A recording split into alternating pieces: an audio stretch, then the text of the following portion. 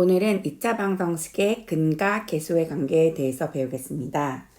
2차식을 우리가 2차 방정식을 한번 만들어 보면은 이렇게 말할 수 있었고, 여기에 있는 근을 알파 베타라고 전제를 했을 때 알파 베타는 복소수 범위까지 생각해서 근의 공식을 이용해서 풀 수 있었어. 그런데 얘를 근이라고 생각을 하고 얘를 fx라고 놓으면은 근의 정의에 의해서 f에다 알파를 넣었을 때는 0, f에다 베타를 넣었을 때는 0이라는 식을 알게 되고, 이것을 우리가 앞에 인수 정리에 의해서 앞에 개수는 그대로 뽑아주고 x-알파, x-베타는 0이라고 이 다항식을 인수분해한 이거랑 항상 같은 항등식을 얻을 수 있게 되겠죠. 그러면 이 항등식을 기반으로 해서 얘를 다시 원래대로 얘를 변경을 시켜주면, 그렇다면 요 식과 요 식이 서로 같아지니까 개수 비교를 한번 해볼게요. 알파 플러스 베타는 그렇죠.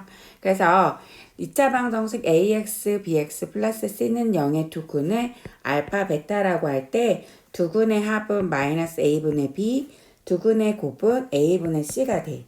그리고 사실 요 두 근의 차는 많이 쓰이지는 않지만 요거를 기반으로 이렇게 생각해 볼 수 있어. 이 절대값 넣은 거를 생각을 해가지고 문제를 풀 수가 있어요. 그래서 알파 플러스 베타는 지금 우리가 뭐라고 했냐면 절대값 얘는 얘라고 말할 수 있었고, 알파 베타는 생각할 수 있었어요. 그래서 두 분의 차는 알파 마이너스 베타는 이렇게 말을 할 수가 있었어. 그래서 1번, 2번, 3번은 이렇게 우리가 완성된 것으로 알고 있고, 또 얘는 특별히 두 근이 복소수라고 해도 성립한데, 요거는 알파 베타가 어느 이때 실수일 때 성립한다는 걸 여러분이 알아두시면 돼요. 그 다음에 두 근은 어떻게든 설정을 할 때 두 근의 비가 m 대 n이면 한 근을 얘네를 뭐 정수배를 한다 해서 n알파라고 놓고 문제를 풀 수 있고, 두 근이 작아 m이다 그러면 하나가 알파면 다른 건 알파 플러스 m 또는 알파면 알파 마이너스 m이라고 두고 문제를 풀 수 있겠지. 또 한 근이 다른 근의 k배다라고 말하면 알파하고 k알파라고 놓고 풀 수 있고, 두 근의 절대값의 비가 m 대 n이면 두 근은 m알파, n알파가 되겠고, 얘는 m알파 마이너스 n알파도 되겠죠. 그래서 요 네 가지를 그냥 세팅하는 방법이 그렇게 있구나 하고 생각을 해주면 돼요. 자, 켤레근의 성질을 한번 우리가 생각을 해볼게요. 우리가 복소수 단원에서 a 플러스 bi의 켤레가 a 마이너스 bi인 걸 배웠어요.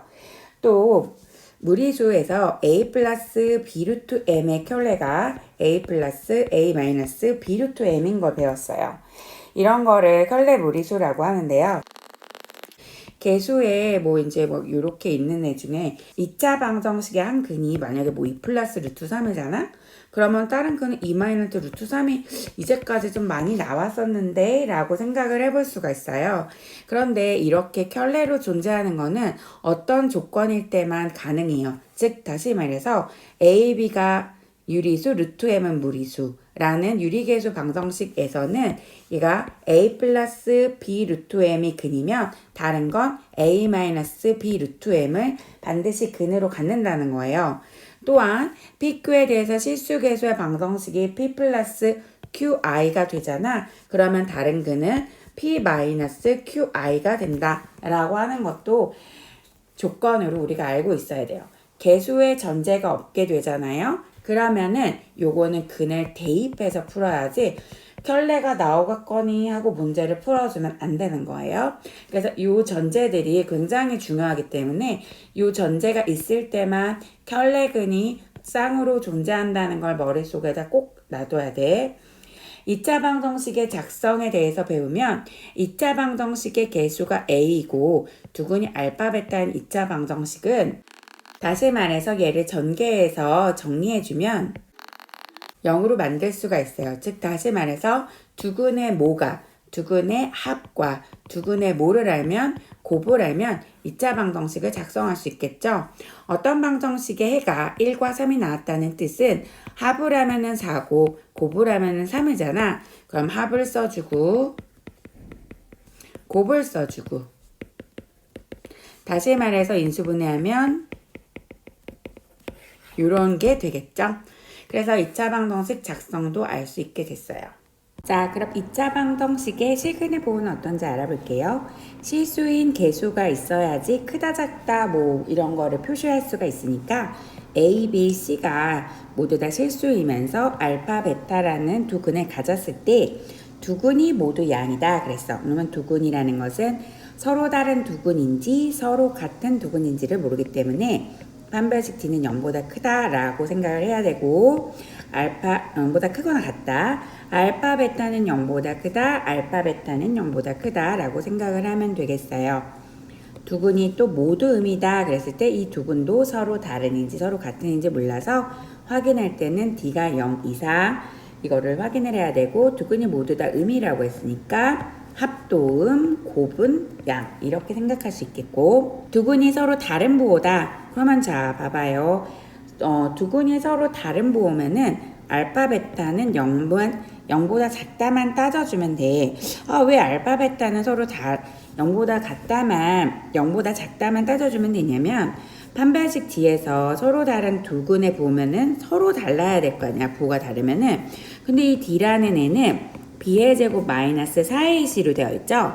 그런데 이 AC가 들어가는 것을 우리가 2차 방정식을 작성을 해서 예를 들어 근과 계수의 관계로 우리가 생각을 해보면 이렇게 됐을 때 알파, 베타 서로 다른 두 근은 0보다 큰 것은 뭐 둘 다 마이너스 둘 다 플러스인데 서로 다른 두 근의 부호가 있으면 두 개가 곱해져서 무조건 마이너스고 이 마이너스에 해당하는 얘는 A분의 C에 해당하잖아. 얘가 음수라는 뜻이 되는 거야. 그렇다면 AC도 음수이겠구나 라고 우리가 생각할 수 있어서 B의 제곱은 항상 0보다 크거나 같을 수 있고 여기에다가 4 곱하기 음수를 해서 얘는 항상 양수가 되는 거야. 그렇기 때문에 얘가 0보다 큰 것을 따져줄 필요가 없이 두 근이 서로 다른 부호는 알파, 베타가 0보다 작다. 요거 하나만 우리가 체크를 해주면 되는 거야. 굉장히 이거 중요한 조건이고 시험에 많이 나오니까 일단 우리 잘 기억을 하고 있자. 또 절대값 양근이 절대값 음근보다 클 때에는 당연히 알파 플러스 베타가 0보다 크고 알파 베타는 0보다 작겠죠. 양근이 절대값이 음근의 절대값보다 작을 때는 알파 플러스 베타는 0보다 작고 알파 베타는 0보다 작겠다. 또 절대값은 같고 서로 다른 부호일 때는 알파 플러스 베타는 0이고 알파 베타는 0보다 작다가 돼서 요것도 우리가 잘 알고 있어야 돼요. 그래서 절대값이 같다라고 하는 건 요걸 이용해 가지고 모르는 우리가 개수를 알아내거나 문자를 알아낼 수 있으니까 잘 쓰이는 표현이에요. 또 한 근만이 0이다 라고 말할 때는 두 근의 곱이 무조건 0이 나오겠죠. 한 근이 0이니까. 그리고 알파 플러스 베타는 더하면 절대 0이 안 되겠고 아까 알파 베타가 0보다 작은 조건을 쓰는 경우에는 항상 D의 제곱이 0보다 크기 때문에 판별식 조건은 어때요? 중복이 돼가지고 따져줄 필요가 없음을 아까 3번 설명할 때 선생님이 말해줬어요. 개념 유형 학습을 한번 해볼게요. 1번 문제를 보면 다음 2차 방정식의 두 근의 합과 곱을 구하세요. 이건 또 너무 쉽죠. 여기에서 AX제곱 BX 플러스 C는 0에서 알파 플러스 베타는 마이너스 A분의 B, 알파 베타는 A분의 C이기 때문에 여기서부터 여기니까 마이너스 5가 되겠고 얘부터 얘니까 2가 되겠어요. 또 3번 문제 해볼게요. 1AB 여기서 실수 AB 또 1도 실수인 걸 우리가 알기 때문에 얘가 한 근이 3 플러스 2i가 되면은 다른 근은 켤레로 3 마이너스 2i가 되겠어요.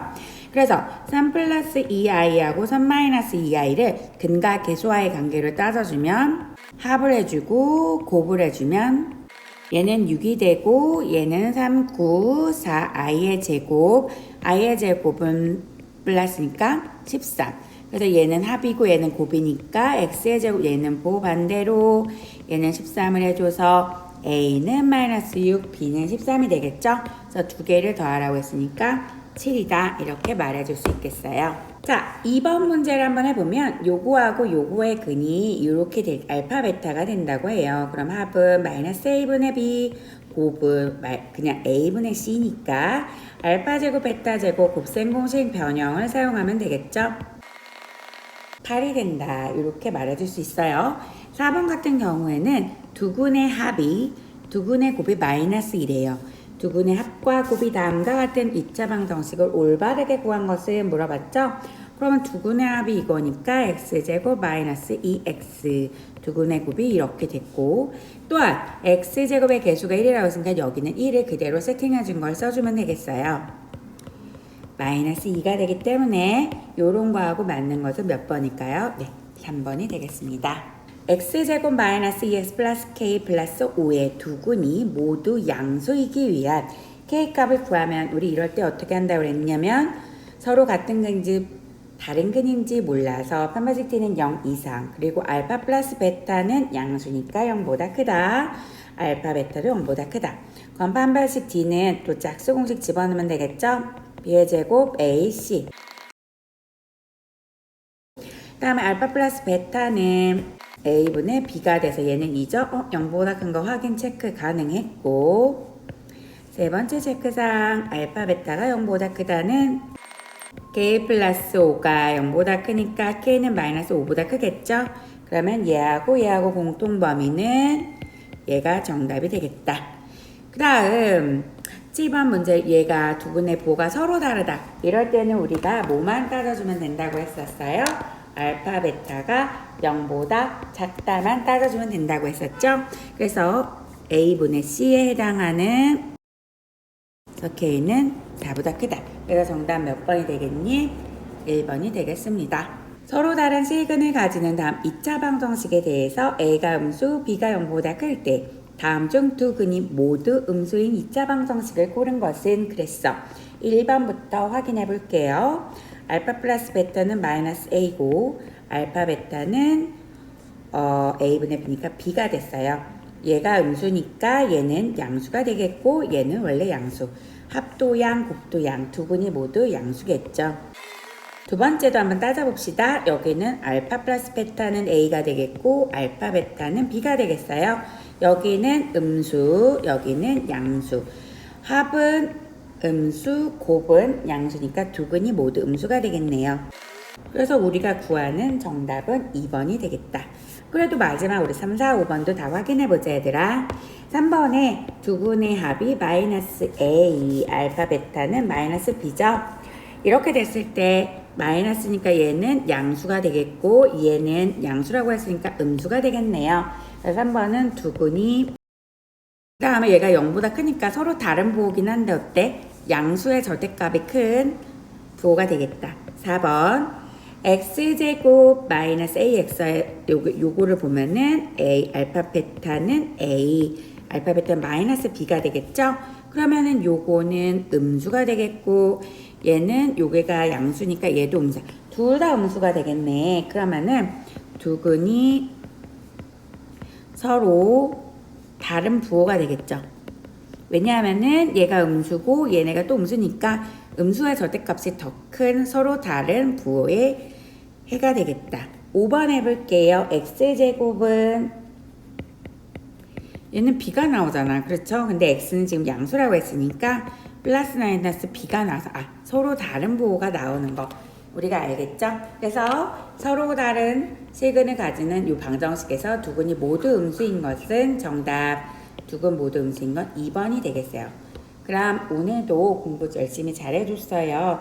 다음 시간에 선생님이랑 또 새로운 마음으로 다시 만나기로 해요. 안녕!